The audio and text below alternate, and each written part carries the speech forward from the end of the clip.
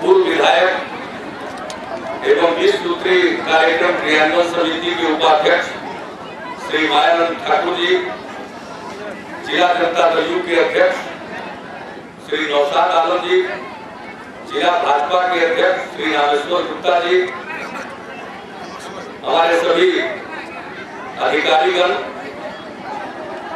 यहाँ उपस्थित विभिन्न दलों के सम्मानित नेतागण और सभी जनप्रतिनिधिगण, प्रिंट और इलेक्ट्रॉनिक मीडिया के यहाँ उपस्थित सभी पत्रकार मित्रों और इस सभा में उपस्थित बहनों और भाइयों, विकास यात्रा के क्रम में आज मैं आपके बीच उपस्थित हुआ हूं। कल शाम से मैं पूर्णिया जिले में था। आज यहाँ के बाद मुझे किशनगंज के कोचा धामन प्रखंड में पहुंचना है और इस कार्यक्रम में आपके सामने जब मैं उपस्थित हुआ हूं तो खाली हाथ नहीं बल्कि अनेक योजनाओं के साथ आया हूं और 625 करोड़ 70 लाख रुपए की योजना का शिलान्यास हो रहा है। कुल मिलाकर 237 योजनाओं का और 21 करोड़ 60 लाख रुपए की लागत से बन चुकी 252 योजनाओं का उद्घाटन हो रहा है। और मुख्य रूप से मुझे खुशी है कि राज्य उच्च पथ संख्या 76 और राज्य उच्च पथ संख्या 77 ये दोनों का भी काम प्रारंभ हो रहा। तो मैं इसके लिए आप सब लोगों को अपनी शुभकामनाएं देता हूं और मुझे प्रख्यात साहित्यकार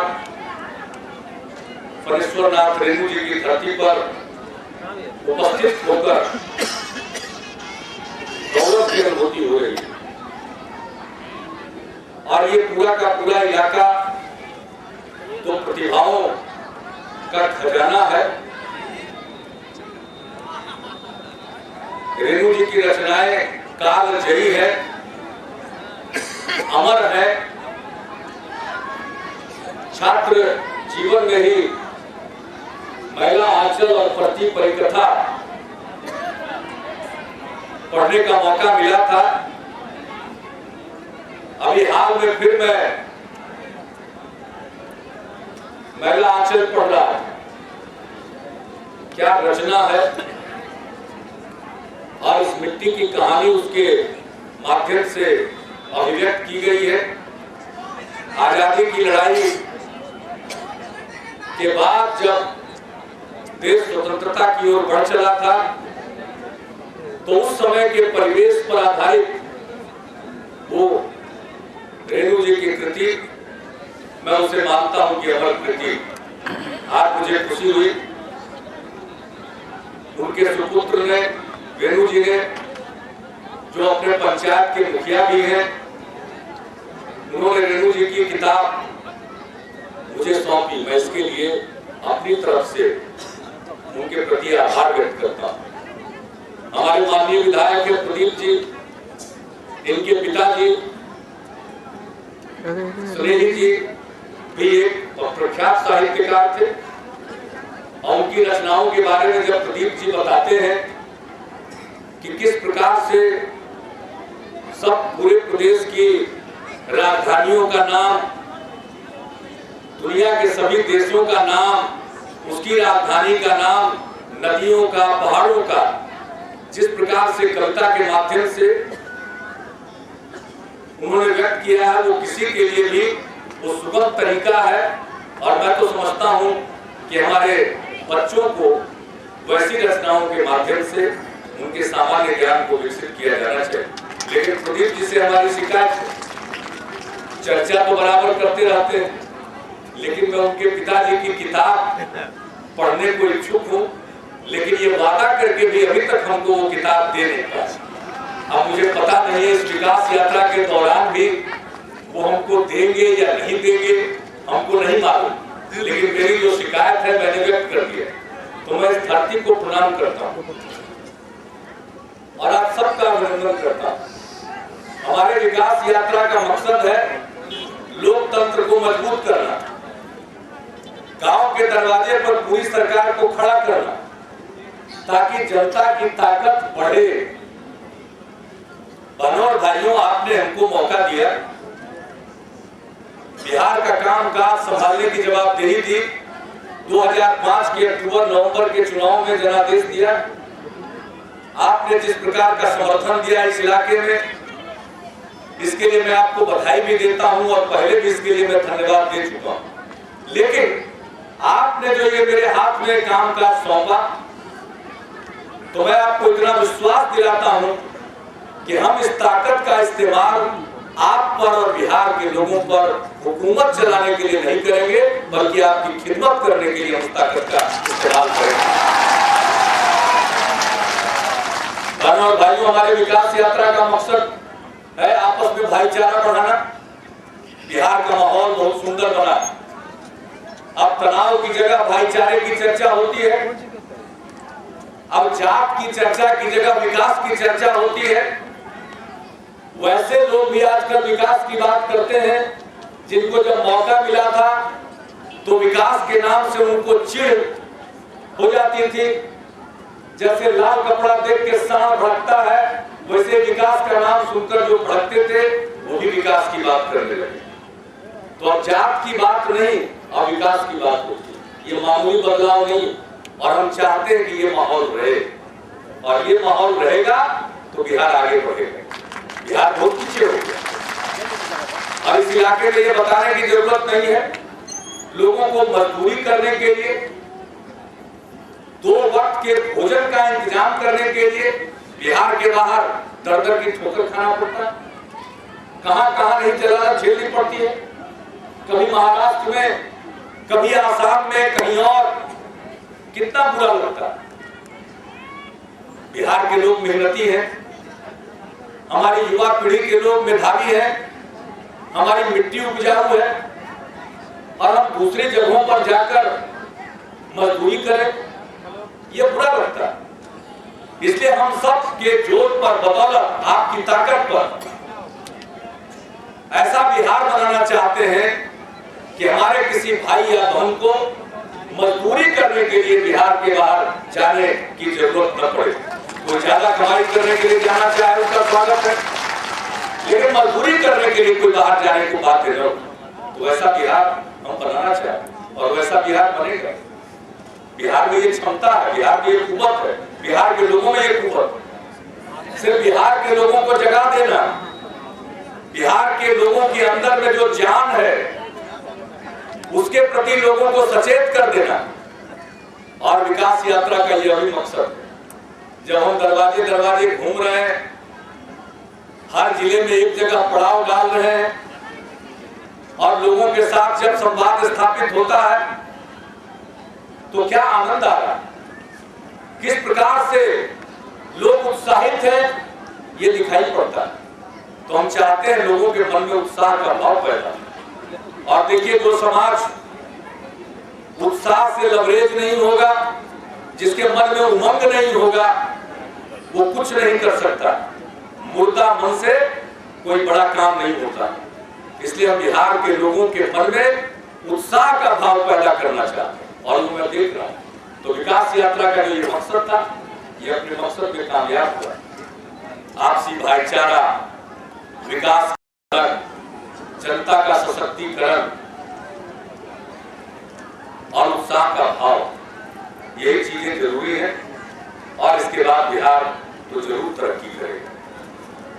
बहनों और भाइयों, पिछले 3 वर्षों में हम लोगों ने प्रयत्न किया, बुनियादी ढांचे का विकास, सड़कों के लिए, पुल पुलिया के लिए हमने काफी धनराशि का प्रबंध किया। लेकिन हमारी समस्या है कि हम जितना पैसा खर्च करना चाहते हैं, उतने पैसे से जो काम होना है, उस काम को पूरा करने की एजेंसी की कमी। हम जितना रोड बनाना चाहते हैं, रोड बनाने वाली एजेंसी की कमी हो जाती है। हमारे पास पैसे की कमी नहीं, तो उसके चलते थोड़ा वक्त लग सकता है, लग रहा है, लेकिन हम एक एक साल में 4-4 हजार करोड़ रुपया रोड पुल पुलिया के लिए खर्च कर रहे हैं, आवंटित कर रहे हैं, पैसे का इंतजाम कर रहे हैं। शिक्षा के क्षेत्र में बिहार में हमारा लक्ष्य है कि हम एक बच्चे को स्कूल के बाहर नहीं रहने देंगे। 3 साल पहले 25 लाख बच्चे स्कूल के बाहर थे। 3 साल के अंदर यह नौबत आई है कि अब मुश्किल से 10 लाख बच्चे स्कूलों के बाहर, हम एक बच्चे को स्कूल के बाहर नहीं रह सकते। अब ये 10 लाख बच्चे जो स्कूल के बाहर रह रहे हैं, उसमें ज्यादातर गरीब मुस्लिम परिवारों के हैं या महादलित समुदाय के। हमारी कोशिश है कि हम विशेष कार्यक्रम के जरिए उन परिवारों के बच्चों को स्कूल की तरफ आकर्षित करें। इसके लिए मुस्लिम टोले मोहल्लों में तालीमी मरकज, महादलित टोलों में उत्थान केंद्र की स्थापना की जाएगी। वहां बच्चों को रखा जाएगा, खिलाया जाएगा, पढ़ाया जाएगा और तब उसको स्कूल के लायक बनाया जाएगा और फिर उनको स्कूलों में पहुंचाया जाएगा। तो इस प्रकार की कोशिश के जरिए हम बिहार को पूरे तौर पर शिक्षित प्रदेश बनाना चाहते हैं। एक बच्चा बाहर नहीं रहे। हम लोगों के स्वास्थ्य की चिंता कर रहे हैं, स्वच्छता की चिंता कर रहे हैं। ये जो स्वच्छता है, हम घर घर में शौचालय बनवाना चाहते हैं। खुले में शौच करना स्वास्थ्य के लिए हानिकारक है। अब दुनिया भर में अध्ययन का यही नतीजा निकला और हमारी माँ बहनों के तकलीफ का कोई बयान नहीं, कोई इंतहा नहीं। उनको सवेरा होने के पहले, उजाला होने के पहले बाहर जाना पड़ता है और शाम होने तक, अंधेरा होने तक का इंतजार करना पड़ता है। कल्पना करिए किस हालत में हमारी महिलाएं जीती। इसलिए घर घर में शौचालय बनना चाहिए। बीपीएल परिवारों को शौचालय बनाने के लिए तो केंद्र प्रायोजित योजना है, जिसमें केंद्र सरकार भी मदद करती है और राज्य सरकार भी योगदान करती है। लेकिन एपीएल परिवार भी है। बिहार में 56 लाख एपीएल परिवार हैं जिनके घरों में शौचालय नहीं। इसलिए बिहार पहला शौचालय बनाइए, स्वच्छता पर ध्यान दीजिए और उसके चलते बीमारियां कम होगी। 80% बीमारी घट जाएगी। लोगों को इलाज कम कराने की जरूरत पड़ेगी, दवा की कम जरूरत पड़ेगी, डॉक्टर के यहाँ कम जाना पड़ेगा।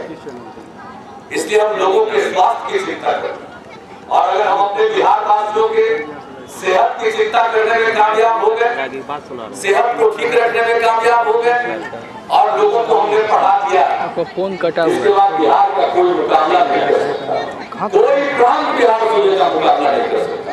इतनी क्षमता है बिहार में। इसलिए बहनों और भाइयों, इस गांव में हम निकले हैं और आप सबका सहयोग चाहिए। एक विकसित बिहार बनाना है, एक शिक्षित बिहार बनाना है, एक स्वस्थ बिहार बनाना है, एक स्वच्छ बिहार बनाना है और उसके लिए सब लोगों के सहयोग की जरूरत है। हमारी सरकार न्याय के साथ विकास में यकीन रखती है। न्याय के साथ विकास का मतलब है सभी इलाकों का विकास और समाज के सब तबके, सभी तबकों का विकास। इसलिए हम सबको साथ लेकर चलते हैं। हिंदू हो या मुसलमान, औरत हो या मर्द, अगड़ा हो या पिछड़ा, अति पिछड़ा या दलित या महादलित, हम सबको साथ लेकर चलना चाहते हैं। हम टकराव नहीं, भाईचारे में विश्वास करते हैं और आप सबसे यही अपील है। ये जो बिहार में चलन था उससे हम ऊपर उठ जाए। मैं तो बहुत छोटा आदमी, मेरे कहने से जाति प्रथा समाप्त नहीं हो, लेकिन बिहार का विकास करना है तो मेरी थोड़ी सी बात मान लीजिए। थोड़े दिन के लिए अपने को बिहारी बना दीजिए। आप एक बार बिहारी बना करके दिखा दीजिए, बिहार के विकास की गारंटी मेरी तरफ से। और बहनों और भाइयों, हम तो हर साल अपना रिपोर्ट कार्ड यानी साल भर के काम का लेखा जोखा प्रस्तुत करते हैं। 3 साल पूरा हुआ, 3 बार लेखा जोखा दे चुके, 4था साल चल रहा है। 24 नवंबर को इस साल फिर लेखा जोखा देंगे आपके साथ और इसके बाद अगले साल 5वें साल में तो चुनाव भी होगा, विधानसभा का चुनाव भी होगा। इसके अंतिम 6 महीना तो खाली चुनाव की बात होगी। इसलिए हम 4.5 साल पूरा करने के बाद 4.5 साल में जो हमने काम किया उसका लेखा जोखा बिहार की जनता के सामने रख देंगे और चारों तरफ नजर दौड़ा करके खुद देख लेंगे कि हमने जो काम किया वो जमीन पर उतरा या नहीं उतरा और इसका लाभ लोगों को मिला या नहीं मिला। और अगर हम संतुष्ट होंगे तब तो आपके बीच में वोट मांगने आएंगे, वरना हम पटना से ही आपसे माफी मांग लेंगे बहनों भाइयों। इसलिए विकास की चिंता आपको नहीं करनी, लेकिन समाज में मिलत और सद्भाव का वातावरण कायम रहे। एक बार आप बिहारी बन जाएंगे फिर तो बिहार ऐसा चमकेगा, ऐसा बनेगा कि बिहारी कहलाना अपमान नहीं, बिहारी कहलाना शान का विषय होगा। और भाई अभी बाढ़ आई, हमारा इम्तिहान प्रकृति भी ले रहा है। 2007 में भी बाढ़ के लोगों की सेवा की गई, कोसी इलाके के लोगों की सेवा की गई, अन्य लोगों की सेवा की गई यहाँ से, और उसमें अररिया जिले के लोगों का बहुत सहयोग मिला। मैं अपनी तरफ से इसके लिए आप सबको साधुवाद देता हूँ। आपने मुसीबत के समय में मिलजुल कर काम किया है, डट कर काम किया है। और जब बाढ़ आई थी तो उस समय कई प्रकार की बातें की जा रही थी, लेकिन इस ढंग का रिलीफ चलाया गया, इस प्रकार से लोगों को राहत पहुंचाई गई। 10 लाख लोगों को निकाला गया सुरक्षित स्थानों पर और 4.5 लाख लोगों को मेगा राहत कैंप में रखा गया। इस प्रकार का काम आजाद हिंदुस्तान में, उसके पहले तो नहीं हुआ था। आजाद हिंदुस्तान में अनेक जगहों पर आपदाएं आई है, भूकंप हुआ, समुद्री तूफान आया, बाढ़ आई, सूखा पड़ा, अनेक प्रकार की प्राकृतिक आपदाएं आई, लेकिन इतने बड़े पैमाने पर राहत का काम, इतने बड़े पैमाने पर बचाव का काम कहीं नहीं चलाया जा सका। 10 लाख लोगों को निकाला गया सुरक्षित, 4.5 लाख लोगों को मेगा राहत कैंपों में रखा गया। तो ये सब कुछ काम किया गया और उस दौरान हमने अनेक जगहों पर खुद भी जाते रहे और लोगों को देखते रहे। तो इस काम में देश भर के अनेक सरकारों ने, केंद्र सरकार ने, अनेक एजेंसियों ने, लोगों, गैर सरकारी संगठनों ने, अनेक लोगों ने, नागरिकों ने अपने अपने स्तर से बहुत काम किया। और मैं तो उस समय प्रभावित हुआ एक 25 से हाल में, जब सोमवार को मुख्यमंत्री के जनता के दरबार में मुख्यमंत्री कार्यक्रम आयोजित होता है प्रत्येक सोमवार को। तो हम एक दिन अपने उस कार्यक्रम में थे। विकलांगों का जो हिस्सा होता है उनसे हम पहले मिलते हैं, महिलाओं से मिलने के बाद वहां पर हम गए, हमने देखा एक बच्ची थी, वो विकलांग नहीं थी। मैंने उससे पूछा, बेटी क्या काम है, किस काम के लिए आई? उस बच्ची ने कहा कि अंकल, हम आपके राहत कोष में, मुख्यमंत्री राहत कोष में पैसा देने के लिए आए। मेरी उत्सुकता हुई, ये लड़की, मैंने पूछा कहाँ पढ़ती है? वो मिडिल स्कूल में पढ़ती थी, पटना जिले के धनोरा प्रखंड में, स्नेहलता नाम उसका। हम उसको बाहर निकाला, उसे पूछा, अपने सहेलियों से, साथियों से 1-1 रुपये का सिक्का इकट्ठा करके वो हमको 1001 रुपया देने आई थी। सुरक्षा कर्मियों ने बाहर रोक लिया था उसके साथ, उसके 2 और सहेलियों को और उसके परिवारों को। मैंने बुलाया, उसके पैसे का सिक्कों का ड्राफ्ट बना और 1001 रुपया उससे हमने ग्रहण किया मुख्यमंत्री राहत कोष में, और तब उसको हमने मीडिया के समक्ष प्रस्तुत किया। तो जिस प्रदेश में एक मिडिल स्कूल की लड़की अपने कोसी के बाढ़ पीड़ित भाई बहनों के लिए अपने साथियों से, सहेलियों से 1-1 रुपये का सिक्का इकट्ठा करके और वहां से चल करके मुख्यमंत्री को देने जाती है, उस प्रदेश का भविष्य कभी अंधकार में नहीं हो सकता। उस प्रदेश का भविष्य उज्जवल है। और मैं तो मानता हूँ कि अगर कोई नई पीढ़ी के लिए आइकॉन हो सकता है, प्रतीक हो सकता है, आदर्श हो सकता है, तो इस प्रकार की बच्चियां आदर्श हो सकती हैं। आज हम देख रहे हैं लोगों के चेहरे पर आत्मविश्वास का भाव आया, कुछ कर गुजरने की तमन्ना पैदा हुई। ये कोई मामूली बदलाव नहीं, मैं इस बदलाव को सलाम करता हूँ और मेरा पूरा का पूरा भरोसा बिहार के लोगों पर है। हमको आपकी ताकत के बल पर है और आपने जो ताकत दी है उसी का इस्तेमाल आपकी खिदमत के लिए कर रहे हैं। तो बहनों और भाइयों, मैं तो जरूर जिसको कहिए कि मुझे पूरा विश्वास कि बिहार का विकास होगा और आपके बल पर होगा, आपके बदौलत से होगा। एक नया बिहार और खुशहाल बिहार बनेगा। तो विकास यात्रा का यही मकसद है।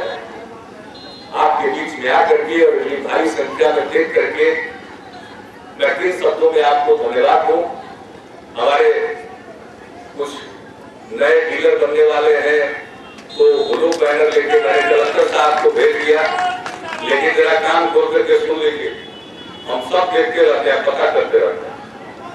तो पता चला है कि कोई सज्जन यहाँ पर एसडीओ थे, उन्होंने बगैर रिक्ति के, बगैर जिला स्तरीय चयन समिति के और बगैर उसके नियमों का पालन किए हुए कई दुकानों को दिया।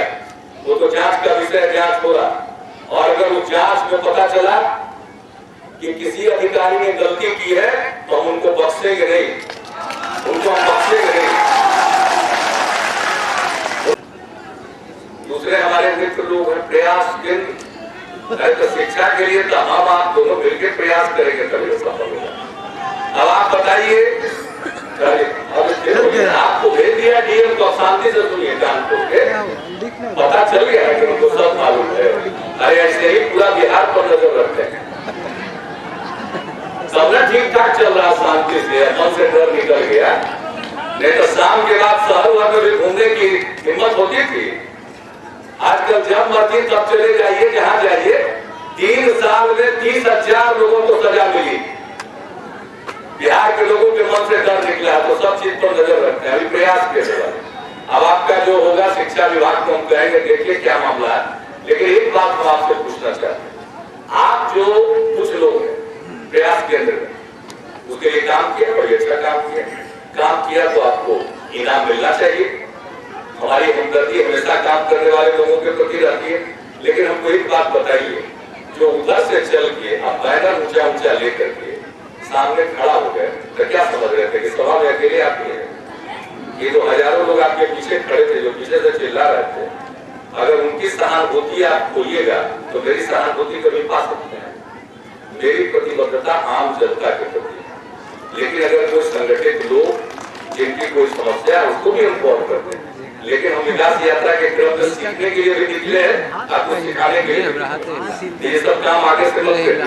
दूर में भी बैनर रखिएगा, हम देख नहीं लेंगे, दिखाई नहीं पड़ता। चश्मा मत लगाइए, उनका भी चीज ठीक से दिखाई पड़ता। ऐसा कोई समस्या थोड़ी है। ज्यादा शरीर में और नजर में समस्या होगी तो हम राजनीति में रहेंगे, छोड़ देंगे। हम उन लोगों से नहीं है जिनका देह हम काम नहीं कर रहा है, अथवा रहेंगे तो हम देखेंगे इसका।